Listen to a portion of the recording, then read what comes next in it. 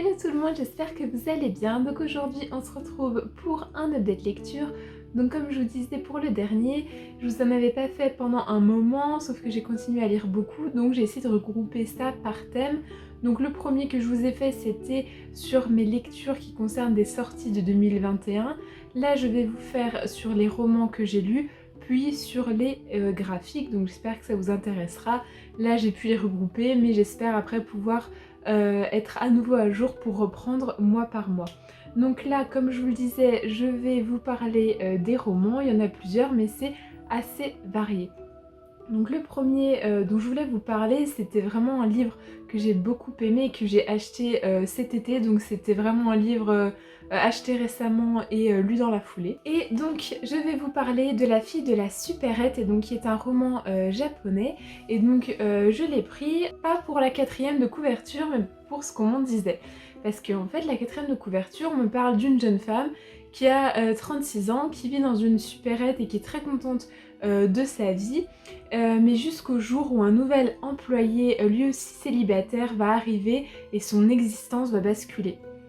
Alors clairement, résumé comme ça, moi c'est pas du tout pour moi, je me dis oula, ça sent une histoire d'amour, quelqu'un qui est considéré comme l'éternel célibataire et puis il suffit qu'un jeune homme débarque dans la supérette, je me dis mais c'est pas du tout fait pour moi. Sauf qu'on me dit en dessous, éloge des anticonformistes, donc là je me dis ah, intéressant. La fille de la supérette a connu un succès retentissant au Japon où il a reçu le prix Akutagawa, équivalent du prix Goncourt. Et là je me dis, on va pas juste parler d'une histoire d'amour, c'est pas possible que ce livre soit vendu à des millions d'exemplaires pour juste une histoire d'amour dans une supérette. Et en fait oui, effectivement, c'est pas du tout ça. En fait la quatrième de couverture vous fait croire à quelque chose, et si comme moi en fait vous êtes assez curieux par rapport à ce qu'on vous en dit de plus, vous allez faire une très très belle découverte. Donc effectivement, on est avec Keiko, qui a 36 ans, qui est célibataire et qui vit dans un combini, donc ces fameuses supérettes au Japon qui sont ouvertes 24 heures sur 24. Sauf que dans la société japonaise, c'est très problématique qu'elle continue à travailler dans cette supérette. Pourquoi ? Parce qu'en fait, ces métiers-là sont réservés à des boulots temporaires, c'est-à-dire quand vous êtes étudiant ou au début de votre vie d'adulte et que vous n'avez pas le choix, mais en aucun cas c'est votre métier définitif. Et donc c'est très très mal vu qu'à 36 ans, elle soit toujours dans ce type de métier-là, puisqu'on s'attend à ce qu'elle rencontre un homme, qu'elle se marie, qu'elle fasse des enfants et qu'elle reste du coup chez elle à s'occuper de sa famille en fait, et pas qu'elle continue là-dedans. Sauf que Keiko, elle adore son métier. Donc je pense qu'elle a un petit trouble, je saurais pas dire si c'est autistique ou quoi parce que je n'y connais pas du tout et que c'est peut-être pas du tout lié à ça, mais en fait elle a déjà énormément du mal à créer des relations, donc à se faire des amis, etc. Et elle a besoin de beaucoup de repères, et ce qui fait que quand elle a trouvé ce boulot-là étant plus jeune, elle l'a adoré parce qu'en fait, elle a énormément de repères, elle sait exactement ce qu'il faut faire, elle sait qu'elle commence toujours à cette heure-là, qu'elle doit faire ça, que ses articles se rangent ici, que les promotions sont là, et du fait en fait qu'il y ait énormément de choses qui sont tout le temps les mêmes, ça la rassure énormément. Et donc pour ses relations au travail, en fait on voit qu'elle limite ses collègues pour en fait que les gens ne s'étonnent pas qu'elle soit un petit peu bizarre ou qu'elle réponde à côté de la plaque. Donc par exemple, en fait elle voit une collègue dont les gens aiment bien par exemple son style vestimentaire, elle va aller regarder les étiquettes des vêtements dans les casiers pour s'acheter exactement les mêmes vêtements dans la même boutique, pour en fait avoir un style qui apparemment plaît aux gens, parce que elle toute seule elle n'y arrive pas. En fait on voit bien que ce qui peut paraître naturel pour les gens, elle l'a pas. Par exemple, elle prend aussi des expressions de ses collègues pour parler à d'autres. Et donc c'est un vrai caméléon, et donc si des autres collègues arrivent, et ben elle va les imiter aussi, et donc on va dire ah tiens t'as changé de style vestimentaire, etc. C'est juste qu'en fait elle fait le caméléon, et c'est comme ça en fait qu'elle s'en sort. Et donc au milieu de tous ces repères là, elle se sent bien, elle est heureuse. Sauf qu'en fait, sa famille n'apprécie pas du tout qu'elle ait ce type de métier, et on voit bien que sa sœur, elle se rend carrément malade de voir que sa sœur n'emprunte pas le même chemin qu'elle, c'est-à-dire de se trouver un mari, de commencer à fonder une famille, et surtout, c'est vraiment perçu comme honteux qu'elle continue à travailler dans cette supérette. Donc en fait, ce livre, ça vous donne vraiment une vraie vision de la société aujourd'hui japonaise, et qui est complètement différent de la nôtre, quoi, vraiment. Vous vous rendez compte vraiment à quel point c'est extrême là-bas, la place qu'une femme doit avoir dans la société, ce qui est attendu d'elle. C'est-à-dire qu'aujourd'hui on pourrait se dire, enfin, qui n'a pas entendu la phrase « tu travailles pas bien à l'école, tu vas finir caissière ». Je veux dire, on l'entend partout, ça n'empêche pas qu'aujourd'hui ce métier soit exercé par des personnes qui ont tout âge, qui ont tout niveau d'études, et je veux dire, c'est pas quelque chose que les gens cachent dans leur métier, c'est pas quelque chose de honteux finalement. Et que là, c'est vraiment, je vous dis, sa sœur s'en rend malade. Et en fait, son univers donc, va être complètement chamboulé, va complètement basculer, en fait, où ce jeune homme va arriver, puisqu'en fait, lui aussi est un peu en décalage avec la société. Et donc après je vous laisse découvrir parce que le livre est vraiment très très court et je vous laisse découvrir en fait comment ces deux personnages complètement chamboulé leur vie à eux, mais surtout la vie de cette jeune femme en fait qu'on suit et qui est très très carrée. Donc j'ai vraiment beaucoup aimé pour vraiment le fait d'être complètement dans cette vie japonaise et comprendre vraiment en fait les enjeux et les critiques qu'il y a autour de la vie d'une jeune femme, en fait de ce qu'on attend d'elle. Donc ça vraiment je vous le conseille si vous voulez en apprendre plus et vraiment être plongé dans cette société là. Vraiment je vous le conseille, il est vraiment très très bien et on n'est pas du tout sur une histoire qui, comme la quatrième de couverture, peut laisser supposer. Donc j'ai hâte de voir si vous aussi vous vous lancez, ce que vous en avez pensé. Ensuite, j'ai lu J'ai 7 ans donc de Laurent Dutheil. Donc c'est un livre que j'avais reçu dans une des box Exploratology. Et donc là, on s'était sur le thème quête d'identité. Donc là, c'est un livre autobiographique, donc c'est vraiment l'histoire de l'auteur qui va découvrir à 7 ans que son vrai nom de famille, c'est pas celui-ci, puisqu'en réalité sa famille s'appelait Dutch, mais que ses parents ont décidé de changer de nom de famille. On est après la Seconde Guerre mondiale et certaines essayent d'effacer complètement leurs origines par peur tout simplement. Donc il va découvrir ça, mais à 7 ans, il comprend pas trop les enjeux, pourquoi tant de secrets autour de ça, mais il va passer à autre chose. En revanche, arrivé à l'adolescence, on peut avoir beaucoup de colère, il y a une recherche d'identité, etc. Un jour, ça va un peu exploser, ce secret qui lui pèse dessus, quand un prof de français, pour essayer de retenir les noms de ses nouveaux élèves, va décider d'essayer de trouver l'étymologie des noms de famille de chacun. Puis arrivé à lui, il va trouver l'étymologie de ce fameux nom de famille Dutheil, mais qui ne correspond pas du tout à notre personnage principal. Et lui, en fait, ce secret, il en a marre, et surtout la fausse histoire que ce prof de français essaye de lui accorder, il a besoin de vérité, et donc il va avouer devant toute la classe que c'est pas du tout son nom de famille, et qu'avant il s'appelait pas comme ça. Il va rentrer de l'école, l'annoncer à ses parents, et là, on a l'impression que c'est comme si il les avait dénoncés en temps de guerre. Une peur s'installe au niveau des parents, ils ont l'impression que des gens vont venir les chercher, que ça va sonner à leur porte. C'est vraiment, là, on a l'impression que c'est la pire chose qu'il aurait pu faire, alors même que la guerre est finie et que ses parents risquent rien. Mais en fait on voit effectivement le traumatisme qu'il y a eu dans cette famille. C'est la pire chose que les gens sachent en fait leurs origines. On va suivre toute cette réconciliation avec son identité tout au long de sa vie. Donc en fait voilà, l'incompréhension enfant où on comprend pas vraiment tout ce que ça implique, le besoin de vérité à l'adolescence et puis sa reconstruction on va dire jeune adulte et puis adulte. Donc en fait toutes les étapes importantes où il va en fait essayer de relier avec ses ancêtres, avec ses origines et qu'il va finalement vouloir associer ce qui s'est réellement passé dans l'histoire avec son histoire à lui finalement et qu'il n'est pas juste éloigné de ça mais que ça le concerne directement. Il va notamment, une fois adulte, aller à Auschwitz et expliquer en fait un peu toute l'histoire à ses enfants aussi. Lui il veut absolument pas qu'il y ait à nouveau ce secret avec ces enfants là. Et il y a aussi bien entendu une incompréhension par rapport au comportement de ses parents, mais est-ce qu'aujourd'hui quelqu'un d'autre qui n'a pas vécu la guerre peut comprendre en fait la peur de ces gens-là? Je pense pas.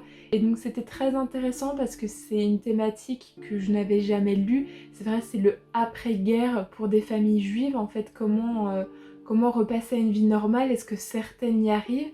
Et surtout en fait ces familles qui décident de complètement effacer leur histoire et leurs ancêtres pour se mêler, on va dire, un peu dans la masse. Donc voilà, si jamais ça vous intéresse, c'est un livre plutôt court. Ce qui est vraiment intéressant, c'est une histoire vraie, c'est la vraie histoire de l'auteur et une thématique qu'on voit pas forcément tout le temps. Donc voilà, si ça vous intéresse, ce livre-là était plutôt intéressant. C'est des éditions que moi je n'avais jamais lues, j'ai pas de cette édition dans ma bibliothèque, mais je pense qu'il est quand même plutôt facile à trouver. Ensuite, je vais vous parler manière assez rapide puisque donc, je continue le challenge Lisons les Rougon-Macquart organisé par Fantastasia et Nabolita. Donc là, on devait lire le deuxième tome des Rougon-Macquart, donc La Curée, que je n'avais jamais lu non plus. Et c'est un livre, en fait, plus le temps passe et plus je l'apprécie encore plus. Donc à chaque fois, donc tous les 2 mois, on lit un nouveau tome et ça se finit par un live participatif où en fait on peut participer dans les commentaires, etc. Et on revient sur l'œuvre, le contexte, etc. Donc très intéressant. Et donc là en fait on va être à Paris directement. Le style est quand même assez différent, c'est même un petit peu perturbant au début parce que on se demande si en fait on lit vraiment du Zola ou pas. Et donc on est avec Aristide Rougon qui débarque à Paris, donc on est déjà sous le Second Empire, qui va rejoindre son frère et qui sait qu'il a une place à jouer à Paris, qui a envie d'avoir une place à jouer à Paris, qui sait qu'il ne peut pas rester en province. Quelque chose l'attend à la capitale. Sa vie personnelle et professionnelle va complètement changer, sa femme va mourir, donc il est monté à Paris avec sa femme et son fils Maxime. Sa femme va mourir, il va se trouver une seconde épouse, il va changer de nom de famille puisqu'il va s'appeler Saccard.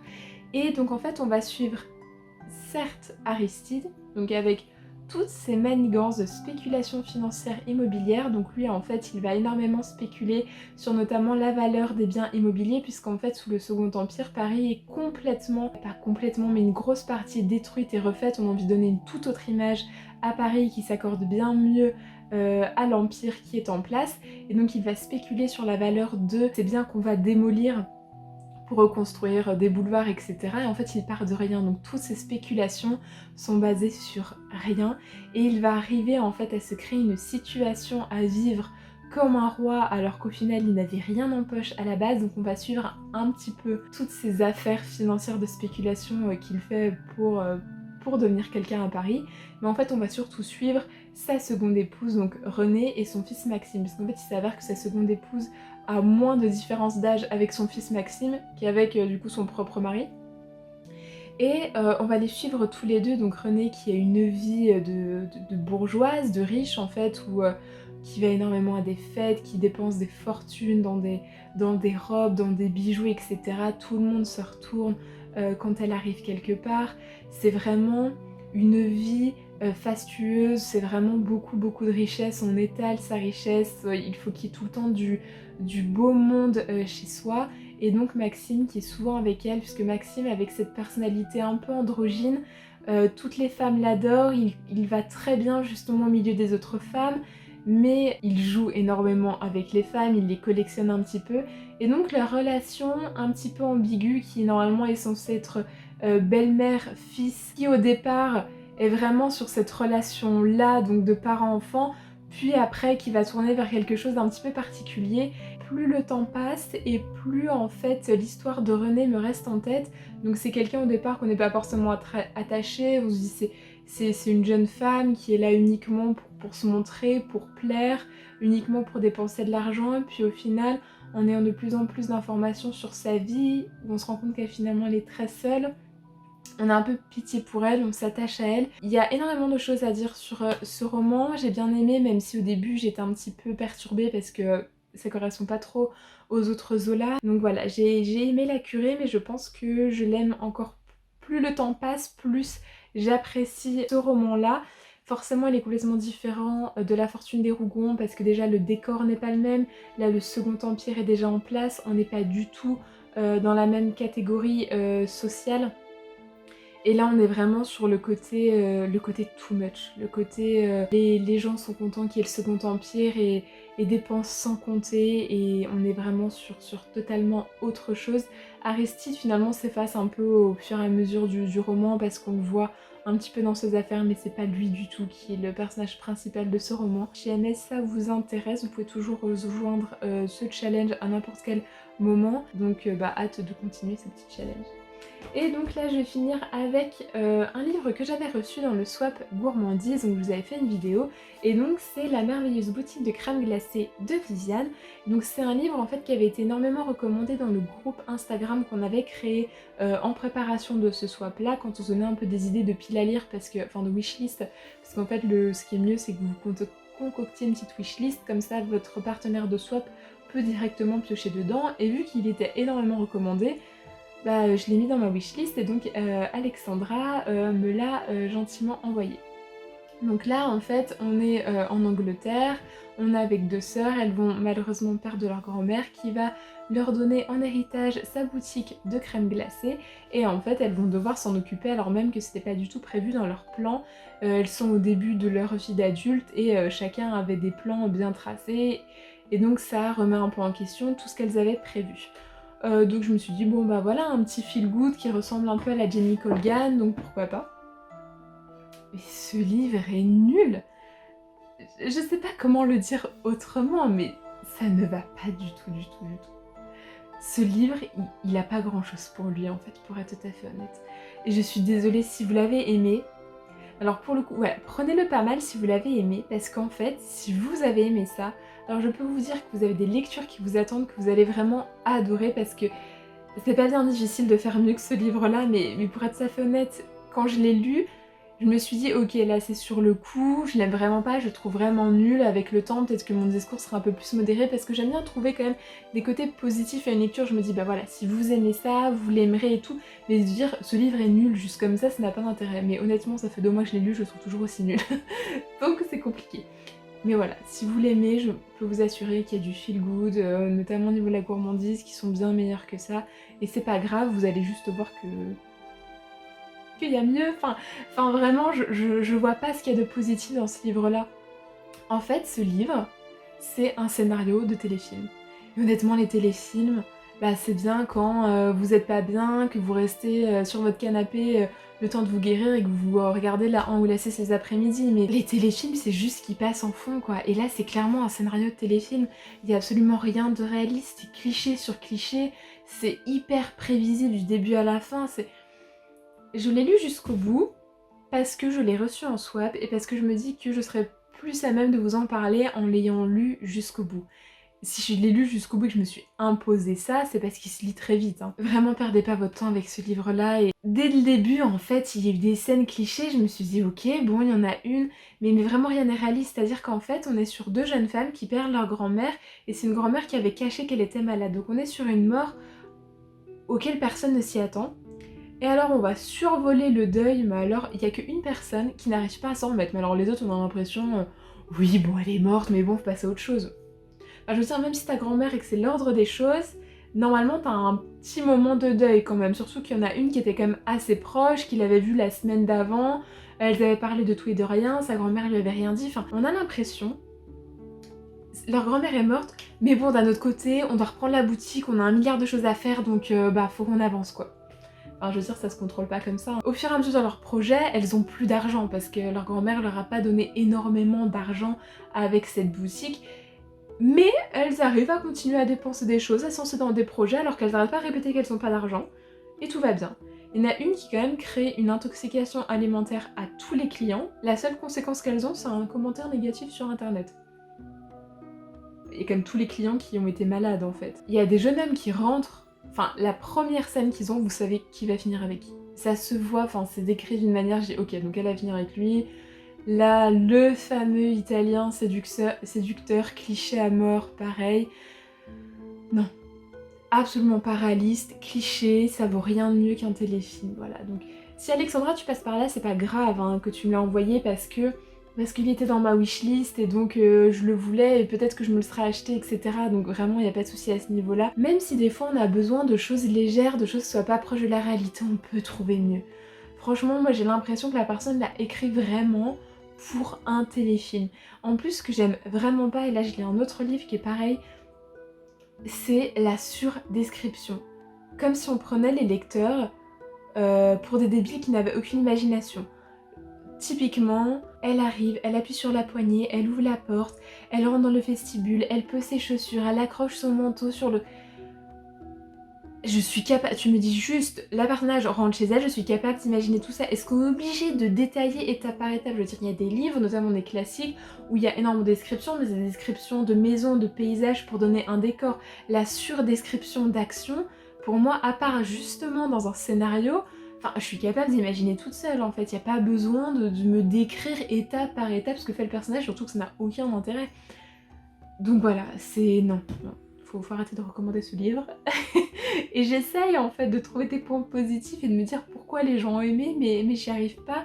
Et j'espère que vous prendrez pas mal en fait, que mon avis soit aussi tranché. Et voilà, mais parce que vraiment, non, non, on arrête de lire ce genre de livre. Il y a des livres bien meilleurs. D'ailleurs, si ça vous intéresse, j'avais fait une vidéo sur des livres qui parlent de gourmandise, et donc là je vous mets un petit panel de livres différents sur leur style, donc pour vous intéresser. Mais même du Jenny Colgan où on peut trouver beaucoup de choses négatives, j'ai trouvé que c'est meilleur parce qu'il y a des choses réelles. Enfin je veux dire, moi j'ai lu que La Petite Boulangerie du Bout du Monde, mais le personnage à un moment elle est vraiment au ras du sol, elle est vraiment pas bien, il y a tout qui lui tombe dessus, et c'est à force d'acharnement, de travail et de galère qu'elle arrive là où elle est. Là, mais tout est hyper facile et simple pour elle, vraiment, elles survolent leurs problèmes. Oh non, moi je veux pas des choses comme ça. Certes, des fois on veut pas des choses un peu trop réelles, ce qui nous rappelle un peu trop ce qu'on vit au quotidien parce que on veut justement s'évader, etc. Mais non, pas là. Là, j'ai eu l'impression de regarder un téléfilm, sauf que j'ai passé beaucoup plus de temps que si j'aurais regardé un téléfilm, mais au moins avec un téléfilm j'aurais pu faire autre chose avec, enfin autre chose en même temps. Non, et en plus, l'autrice a travaillé dans l'édition avant d'écrire le livre. Je sais pas dans quelle maison d'édition, mais alors non. Non, non. Et enfin, je veux dire, ok, c'est traduit, mais c'est pas parce que c'est traduit qu'il est nul. Enfin, je veux dire, l'histoire, ça reste la même, en fait. Et c'est là que j'ai un gros problème avec l'histoire. C'est pas grave. Si vous l'avez jamais lu, je vous ai prévenu, vous pouvez l'enlever de vos wishlist et on n'en parle plus. Et il y a d'autres livres bien meilleurs, en fait, sur du feel good et de la gourmandise qui nous attendent.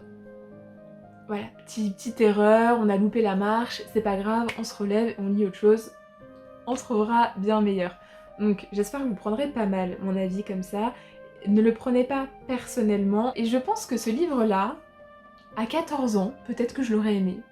Je me suis dit, waouh, la vie d'adulte, elles ont une vie de crème glacée, c'est vachement facile, elles se trouvent des amoureux, c'est cool et tout.